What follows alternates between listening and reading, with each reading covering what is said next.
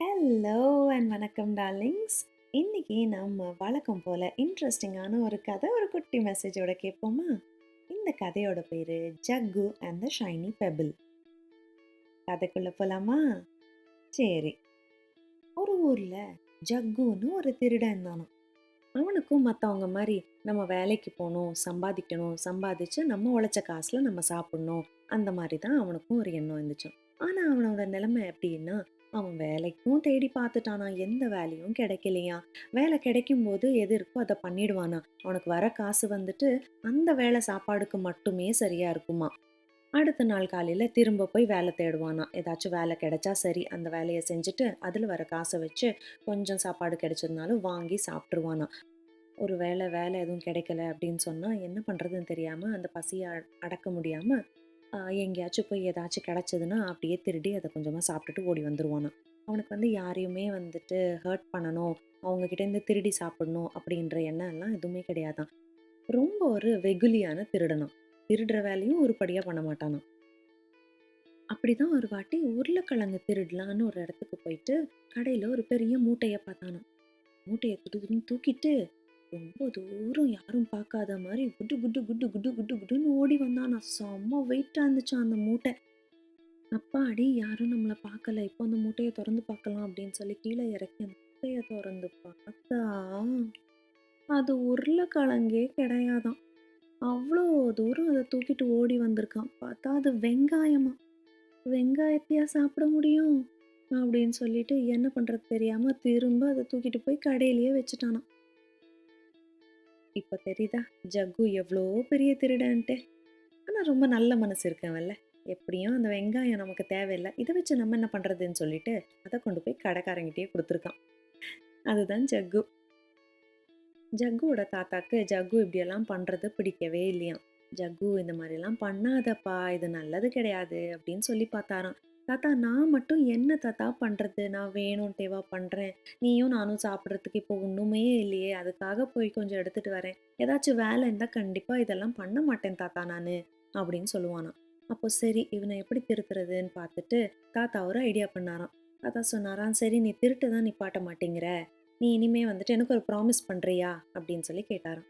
என்ன ப்ராமிஸ் தாத்தா, ப்ராமிஸ் தானே, சரி நான் பண்றேன் அப்படின்னு சொல்லி சொன்னானாம். தாத்தா சொன்னாராம், நீ வந்து பொய்யே சொல்ல மாட்டேன் இனிமே அப்படின்னு சொல்லிட்டு எனக்கு ஒரு ப்ராமிஸ் பண்ணித்தா அப்படின்னு சொன்னாராம். சால்ட்டு, இது என்ன, பொய் சொல்லக்கூடாது அவ்வளோதானே அப்படின்னு சொல்லிட்டு, சரி தாத்தா நான் இனிமே பொய்யே சொல்ல மாட்டேன் அப்படின்னு சொல்லி சொன்னானாம். ஜக்குக்கு தான் யாரையுமே ஏமாத்தணும் அப்படின்ற எண்ணமே கிடையாது, அதனால பொய் சொல்லாம இருக்கணும்னா அது ஒரு பெரிய விஷயமே கிடையாது அவனுக்கு.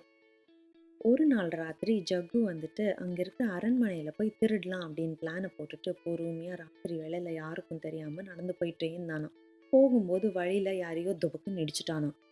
யாருன்னு பார்த்தா ஒரு பெரிய ஆள் இருந்தாராம். அவர் வந்துட்டு தலையில தொப்பி ஒன்று போட்டுக்கிட்டு பெரிய மீசை ஒன்று வச்சுக்கிட்டு இருந்தாராம். ராத்திரி வேளையில யாராச்சும் தொப்பி எல்லாம் போட்டு சுத்துவாங்களாம். அவர் சுத்திட்டு இருந்தாராம். அது யாரு தெரியுமா? மாறு வேடத்துல இருந்த அந்த அரண்மனையோட ராஜாவாம். இந்த ராஜா வந்துட்டு தினமும் ராத்திரி ஊர் ஜனங்கள்லாம் ஒழுங்கா தான் இருக்காங்களா அப்படின்னு செக் பண்றதுக்காக நைட்ல ரவுண்ட்ஸ் போவாராம். இப்படி தினமும் ராத்திரி எப்படி போவாராம். இன்னைக்கு வந்துட்டு ஜக்கு அவர்கிட்ட மாட்டிக்கிட்டானாம். ஜக்குக்கு தெரியல அவர் தான் இந்த அரண்மனையோட ராஜான்ட்டு. அவர் கேட்டதும் இவன் மைண்ட்ல என்ன தோணிருக்கு தெரியுமா?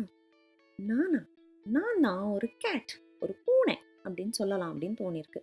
சேச்சே, வேண்டாம், உண்மையா சொல்லிடலாம் அப்படின்னு சொல்லிட்டு, நான் தான் ஜக்கு. நான் வந்து இந்த அரண்மனைக்குள்ள போய் திருடலான்னு வந்திருக்கேன். அங்க ராஜா கிட்ட நிறைய ஷைனி பெபிள்ஸ் இருக்கான், அதாவது டைமண்ட்ஸ் இருக்கான். நான் போய் சிலதை எடுக்கலாம் அப்படின்னு இருக்கேன். நீயும் வரியா என் கூட அப்படின்னு கேட்டிருக்கானாம். யாருன்னே தெரியாத ஆள்கிட்ட யாராச்சும் நான் திருடன், திருட போறேன், நீயும் என் கூட சேர்ந்துக்கிறியான்னெல்லாம் கேட்பாங்களாம். அதுதான் இந்த ஜக்கு. ஆமா, நீ யாரு? அப்படின்னு ஜக்கு கேட்டிருக்கான். அவர் வந்து என்ன சொல்றதுன்னு தெரியாம ஷாக்ல ம் அப்படின்னு மூச்ச உள்ள வாங்குனார் பாத்தியா, ஷாக்ல அந்த பெரிய மீசை ஒண்ணு வச்சிருந்தார்ல, அது டபக்குன்னு ஒரு மூக்குக்குள்ள போயிடுச்சாம். ஆச்சு. நான் வந்து நான் ராஜா இல்ல, ராபு அப்படின்னாரு. ராபா அப்படின்னா, இல்ல பாப் பாப் அப்படின்னாரு. என் பேர் வந்து பாப், நானும் திருடன் தான் அப்படின்னு சொன்னாராம். யாரா இருந்தா நமக்கு என்ன, சரி நீயும் திருட வந்திருக்க, நானும் திருட போறேன், வா நம்ம ஒண்ணா போலாம் அப்படின்னு சொல்லிட்டு கூட்டிட்டு போயிட்டானாம். அரண்மனைக்குள்ள போயிட்டு அந்த பொக்கிஷம் எல்லாம் எங்கே வச்சுருப்பாங்க அப்படின்னு தேடி பார்த்தாங்களாம். தேடிட்டு ஒரு பெட்டியை கண்டுபிடிச்சிட்டாங்களாம். அந்த பெட்டியை திறந்து பார்த்தா அதில் 3 பெபிள்ஸ் இருந்துச்சாம். ஷைனி ஷைனி பெபிள்ஸ், அதாவது டைமண்ட்ஸ் இருந்துச்சாம், வைரங்கள். ஜக்கு சொன்னானா, ஏய் பாப், இதில் 3 இருக்குது பார்த்தியா, சரி நீ ஒன்று எடுத்துக்கோ, நான் ஒன்று எடுத்துக்கிறேன், அந்த இன்னொன்று வந்து பாவம் அந்த ராஜாக்காகவே வச்சிடலாம். பெட்டியை திறந்து பார்த்துட்டு எதுவுமே இல்லை அப்படின்னு சொன்னால் அவர் ஏமாந்து போயிடுவார். அதனால ஒன்றே ஒன்று வச்சிடலாம், அவர் அட்லீஸ்ட் ஒன்றாச்சும் இருக்கே நமக்கு அப்படின்னு சொல்லிட்டு சந்தோஷப்பட்டுப்பார். கோவப்படுவார், ஆனால் பரவாயில்ல அப்படின்னு சொல்லிட்டு ரெண்டுத்தையும் நீ ஒன்று எடுத்துக்கோ, நான் ஒன்று எடுத்துக்கிறேன் அப்படின்னு போயிட்டாங்களாம். மறுநாள் காலையில் ராஜா அவரோட சிம்மாசனத்தில் போய் உட்காந்துட்டு அவரோட ஒரு மந்திரியை அனுப்பி சொன்னாராம், உள்ளே இருக்க கஜானா பெட்டியில் நம்மளோட நகை எல்லாம் சரியாக இருக்கா அப்படின்னு போய் பாருங்க அப்படின்னு சொல்லி சொன்னாராம். அந்த மந்திரியும் உள்ளே போய் பெட்டியை திறந்து பார்த்தா 3 வைரம் இருக்க வேண்டிய இடத்துல ஒன்றே ஒன்று தான் இருந்துச்சான். ஐயையோ, எல்லாமே திருட்டு போயிடுச்சா அப்படின்ட்டு, சரி இங்கே ஒன்று மட்டும்தான் இருக்குது அப்படின்னு அவர் யோசிச்சு பார்த்தாராம். என்ன பண்ணலாம், மொத்தமாகவே எல்லாமே திருட்டு போயிடுச்சுன்னு சொல்லிடலாமா, இந்த ஒன்றை நம்ம எடுத்துகிட்டு போயிடலாம் அப்படின்னு சொல்லி ஐடியா பண்ணி அவர் என்ன பண்ணாராம், அதை எடுத்து அவரோட சாக்ஸ்குள்ளே போட்டுக்கிட்டாராம். கால்லனா யாரும் பார்க்க மாட்டாங்க அப்படின்னு சொல்லிட்டு கால் சாக்ஸில் அந்த பெரிய வைரக்கல் எடுத்து போட்டுக்கிட்டாராம்.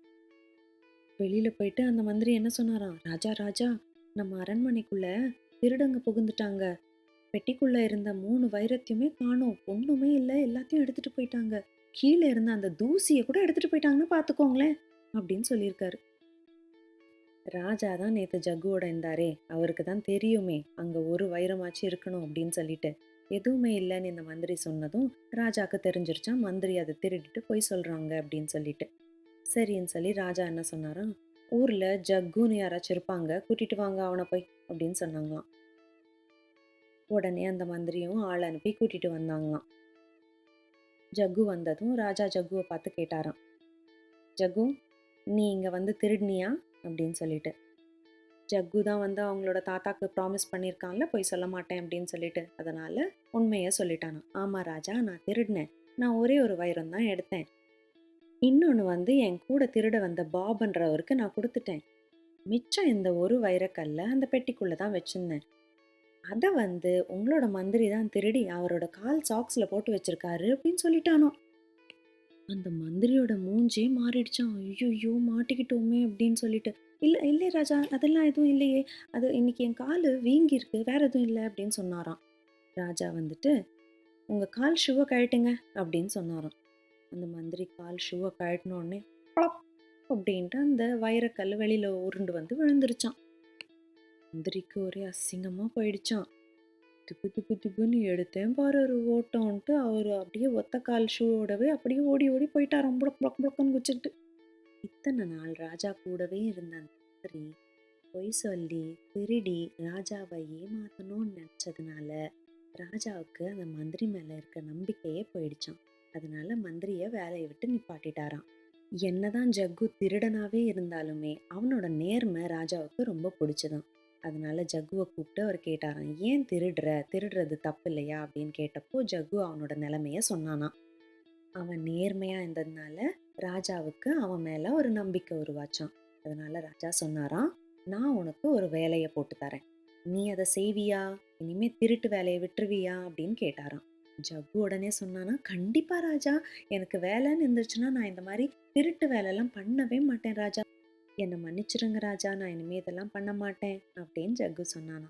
ராஜா வந்து இப்போ ஒரு மந்திரிய வேலையிலேருந்து நிப்பாட்டிட்டாங்கல்ல, அதே வேலையை ஜக்குக்கு கொடுத்துட்டாங்களாம்.